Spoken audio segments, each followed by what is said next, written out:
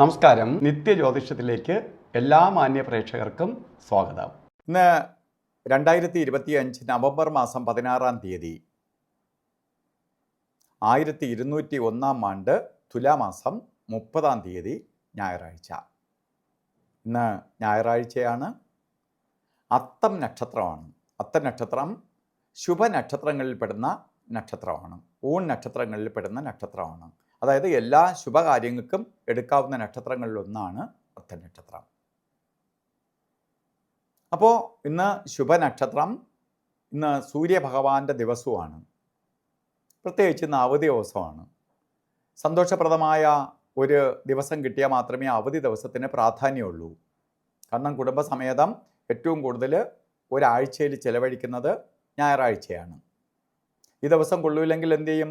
വീട്ടിൽ ശരിക്കും അവാർഡ് പടം പോലെയൊക്കെ പോവേണ്ടി വരും. അപ്പോൾ വീട്ടിൽ ആ ദിവസത്തെ തന്നെ തീർക്കാൻ വേണ്ടി കഷ്ടപ്പെടും. മറ്റത് ആ ദിവസം തികയാതെ വരും. അപ്പോൾ നമുക്ക് ആ ദിവസം തികയാതെ വരണം. ആ രീതിയിൽ ആ ദിവസത്തെ കൊണ്ടുപോകണം. അതായത് എല്ലാവരുമായിട്ട് വളരെ സന്തോഷത്തോടു കൂടി കാര്യങ്ങളൊക്കെ ഡിസ്കസ് ചെയ്ത് എല്ലാ കാര്യമൊക്കെ പരസ്പരം സംസാരിച്ച് ക്ലിയർ ചെയ്ത് ഒക്കെ കൊണ്ടുപോകാൻ പറ്റുന്ന സമയമാണ്. കാരണം അതൊക്കെ നിങ്ങൾ വിചാരിച്ച നടക്കും.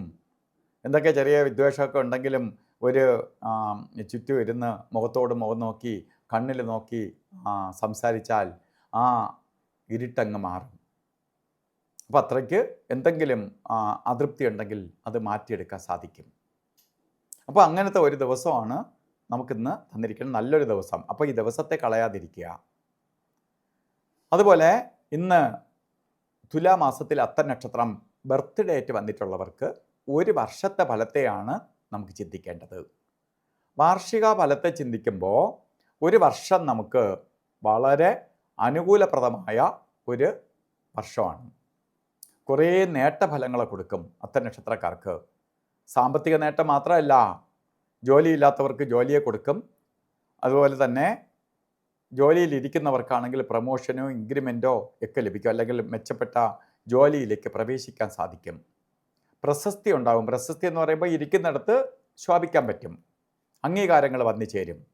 ഇപ്പോൾ ജോലി ഇരിക്കുന്നവർക്ക് അംഗീകാരമാണ്, പ്രമോഷനോ ഇൻക്രിമെൻറ്റോ ഒക്കെ. ഇതൊക്കെ ലഭിക്കുന്ന സമയമായതുകൊണ്ട് നമ്മൾ എന്ത് ചെയ്യണം? ഇതിനെല്ലാം പ്രയത്നിക്കണം. നമുക്ക് ഇതെല്ലാം വരും എന്ന് പറഞ്ഞിട്ട് നമ്മൾ അങ്ങനെ മിണ്ടാതെ ഇരുന്നിട്ട് കാര്യമില്ല. നമുക്കൊരു ഹൈവേ കിട്ടി.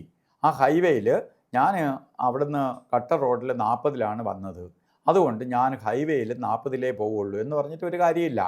ഹൈവേ ആണെന്ന് മനസ്സിലാക്കിയാൽ, ആ ഹൈവേ ആണെന്ന് കണ്ടാൽ നമ്മൾ ആക്സിലേറ്റർ കൂട്ടി കൊടുക്കണം.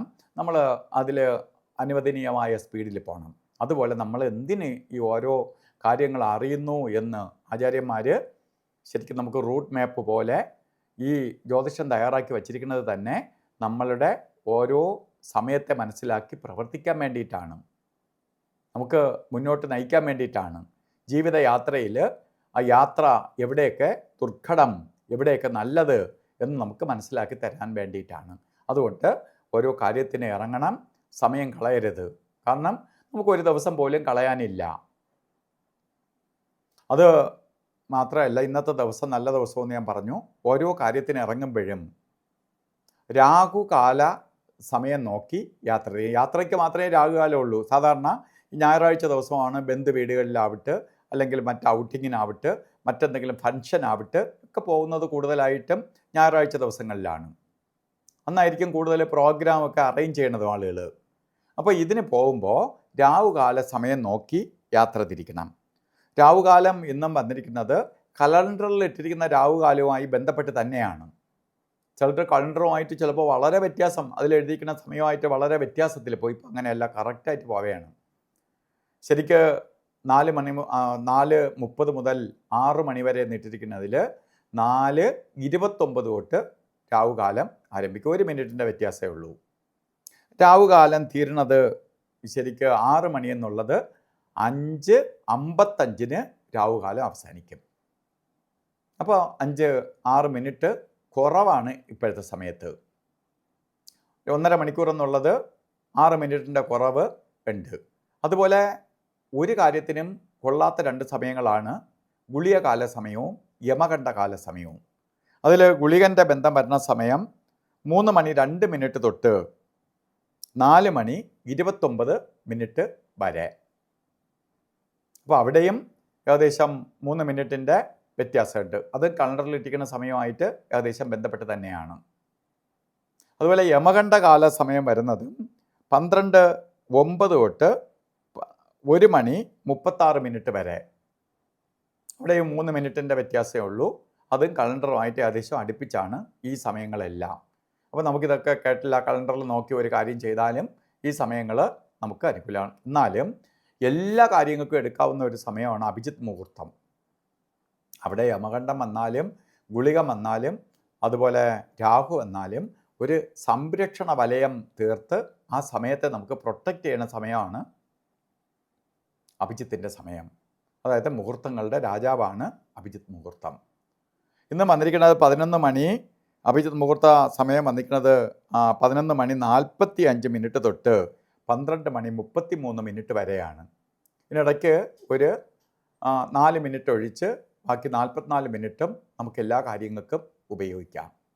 ഇന്ന് ഓരോ കാര്യത്തിന് ഇറങ്ങുമ്പോൾ വസ്ത്രധാരണത്തിൽ ശ്രദ്ധിക്കണം. താമരപ്പൂവിൻ്റെ കളറോ അല്ലെങ്കിൽ റെഡ് മിക്സ് ആയിട്ടുള്ളതോ അല്ലെങ്കിൽ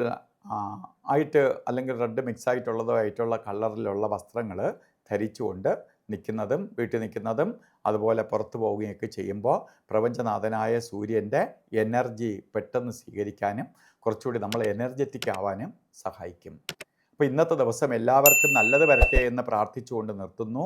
നന്ദി, നമസ്കാരം.